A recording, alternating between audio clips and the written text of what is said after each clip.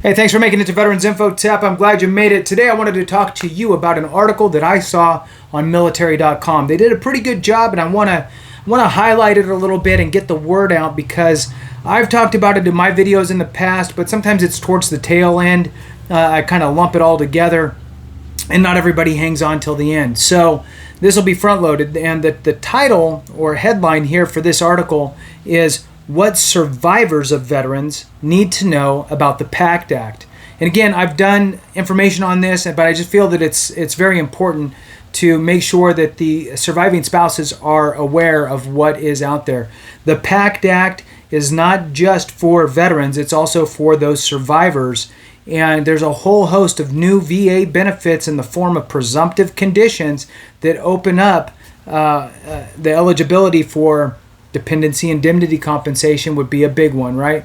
Or education benefits. So want to go ahead and jump into that. Hit the thumbs up, subscribe, share with a friend, all that good stuff. I really appreciate it. Hang on and watch this video for a little bit. It helps YouTube to push it out and get it in the hands of other surviving spouses so that way they know what's even available, right? So I'm going to go ahead and jump into it, give you my 2 cents along the way. I appreciate it. If you're not a member, consider it. Helps the channel, and I really appreciate it. You get the little icon next to your name, and that helps me find your comments a little quicker. So let's go ahead and jump into it. Surviving spouses, dependent children, and some parents of deceased military veterans may have become newly eligible for compensation following Congress's creation of the PACT Act in 2022. Survivors may even qualify for backdated compensation if they filed a claim following the death of their family member from a now presumptive medical condition that was originally denied. Now I'm going to stop it right there. Death of a family member from a now presumptive medical condition. Okay, so in the form of spouse benefits and dependency indemnity compensation and all that good stuff, obviously it doesn't have to be, just these presumptives. It could be any service-connected condition that veteran has or could possibly get service-connected for even after death, right? So there's that. And then the other piece of that is the death certificate itself has a spot for cause of death. Then it has a spot for contributing cause or causes to death. So there's a couple different spots on the death certificate in which ailments could be listed. The veteran must have passed away from a service-connected condition, or a service-connected condition was a contributing cause to death. And the VA should view those the same and still be able to award you. So, in other words, veteran passes away from a heart attack, has zero problems with the heart that are service-connected, but had a circulatory issue that then could be listed, in his legs, we'll say, or her legs. And that could be listed as a contributing cause to death. Or veteran has passed away of a heart attack and was service-connected for hypertension, high blood pressure, right? So the cause of death on the death certificate is not going to say veteran died of hypertension. They're going to say veteran died of a heart attack. But you could bet hypertension was a contributing cause to that heart attack. So just important to kind of set that stage a little bit. Sorry I get off the rails, but it's really important because I don't want people to be too focused on what's being said and not opening up the blinders a little bit to realize the left and right limits, right? So let's jump back into it. Here are some of the most important things survivors need to know if they think they may qualify. And let me click on that. All right. And, bouncing all over. All right, here are some of the most important things survivors need to know if they think they may qualify. New conditions considered presumptive under the PACT Act. The PACT Act linked a variety of medical conditions with some toxins common during specific eras or circumstances of military service. Remember, the PACT Act had some stuff in there for Vietnam era folks as well as Gulf War. Rather than require veterans or their spouses or their survivors to prove that a toxic exposure took place, the law assumes that some illnesses are service-connected if the person served in a certain place during a specific time. So on the PACT Act, right, it's if you served in this area and you have one of these presumptive conditions, we waive the need for a nexus. We just assume or presume that that condition manifested due to your time serving in that area. If a veteran was exposed to burn pits in Afghanistan, for example, died because of kidney cancer, a condition not previously covered, their survivor could now be eligible for dependency and indemnity compensation.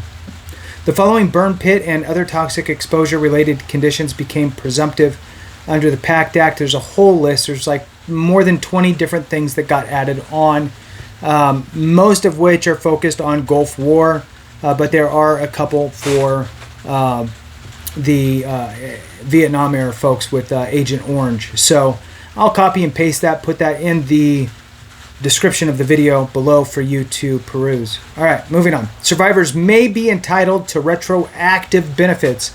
This is huge. In 2 instances, survivors of veterans who died of a newly presumed or presumptive condition may be able to recover some backdated compensation. Previously denied dependency and indemnity compensation, the DIC benefit pays monthly allowance to survivors of military members who die while on active duty or while training, or veterans who die as a result of a service-related injury or disease. The department, I'm going to correct this here too. Okay, hang on with me through this stuff because there's little tiny little nuggets through this thing. So they did not mention that DIC is also available for survivors of veterans who were rated 100% for 10 years. That veteran can pass away of anything. It does not need to be a service-connected condition. So the paragraph I just read all referenced basically service-connected type of conditions. So let's move on. The Department of Veterans Affairs says it will try to contact survivors who filed DIC claims in the past and may be newly eligible. However, there is no reason to wait. Go ahead and submit a new application to reapply. Previously denied accrued benefits. If a survivor applied not only for DIC but also accrued benefits, which is getting the kind of the remainder of the compensation that the veteran was receiving, within 1 year of the veteran's death, the benefits of the benefits the veteran would have received while they were alive had their condition already been covered. A survivor may now be able to claim those accrued benefits as well. An accredited VA claim representative can help with the filing, and that's in this article, and I agree with that. So it looks like there's a couple examples here. So when does a survivor qualify for PACT Act benefits? The VA supplied the following examples to military.com to help survivors get an idea of whether they may qualify for compensation under the PACT Act. Veteran A, who deployed to Afghanistan in 2008, never filed for benefits but died of lung cancer in 2019. Veteran A's spouse did not apply for benefits at the time of the veteran's death. If Veteran A's spouse files a claim on or before August 9th, 2023, the spouse can be granted benefits back to August 10th, 2022. So, super important. Next example, Veteran B deployed to the Persian Gulf in 2002 and died unexpectedly of brain cancer in 2017. Veteran B's spouse applied for benefits in March 2017 but was denied. The spouse can now reapply, elect reevaluation of the previously denied claim, and can be granted benefits back to March 2017 when they initially applied. That is huge. Okay, the reason that the spouse was denied was because they filed in 2017 for a condition that was not a presumptive and they could not prove that it was service connected. But now that condition is listed as a presumptive, so there's no need to prove that it was service connected ailment. The VA just says, yes, it was because they served in this location. And the back pay goes all the way back to the initial filing date. Huge. Veteran C, last example, who served in Iraq, filed a claim. Veteran C, who served in Iraq, filed a claim in November 2021, and the VA denied it. Veteran C died in February 2022 from that same ailment. Veteran C's surviving spouse applied for DIC and accrued benefits because the condition that the veteran was denied for is now a presumptive condition and should have been approved. So what the spouse is doing is filing for accrued benefits, going back, having the VA re-examine that denial, go, oh, we should have approved that. So now we're going to just say that it is service-connected. We'll give that. Whatever the difference is in pay up until the veteran's death will be the accrued benefits. The spouse could be, Veteran C's spouse applied for DIC and accrued benefits on October 6, 2022. Within 1 year of the veteran's death, the spouse could be eligible for two benefits. One, the accrued benefits from November 2021 to February 2022, which is the month and year in which the veteran passed away, what the veteran would have received. Right? That's what the veteran would have received if he was alive or she was alive. And two, the DIC back to August 10th, 2022, the date that the president signed the PACT Act into law, as long as they file that again, in that situation, as long as you're filing it, if you're hearing this now, prior to August 9th, that is the deadline to file for those extended back pay back to August 10th, 2022. So with that, we'll go ahead and conclude it there. I hope that shed a little bit of light for some survivors out there, and also sets people up in the right way if the veteran's in a bad place and on the last mission here on Earth, right? So hope that helps.